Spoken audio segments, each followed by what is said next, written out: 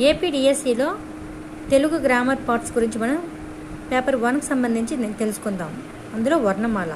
అక్షరం అంటే క్షరం కానిది, అంటే నాశనం లేనిది, శాశ్వతంగా ఉండేది అని అర్థం. అక్షరాలనే మనం వర్ణాలను కూడా అంటున్నాం. వర్ణం అంటే రంగు, కాబట్టి రంగుతో రాసిన ధ్వని ఆకారాన్ని మనం వర్ణం అంటున్నాం. క్రమ పద్ధతిలో ఉన్న వర్ణాల సమూహాన్ని వర్ణమాల అంటున్నాం. సంస్కృత భాషకు వర్ణాలు 50, ప్రాకృత భాషకు వర్ణాలు 40, తెలుగునకు వర్ణాలు 36. అచ్చులు 16, హల్లులు 37, ఉభయాక్షరాలు 3గా మనం చెప్పుకుంటున్నాం. వీటిని 3 భాగాలుగా విభజించారు. ఆంధ్ర భాషకు వర్ణాలు మొత్తం 56. వీటిని 3 భాగాలుగా విభజించారు. అచ్చులు 16, హల్లులు 37, ఉభయాక్షరాలు 3. ఉభయాక్షరాలంటే 0, అరసున్న, విసర్గ.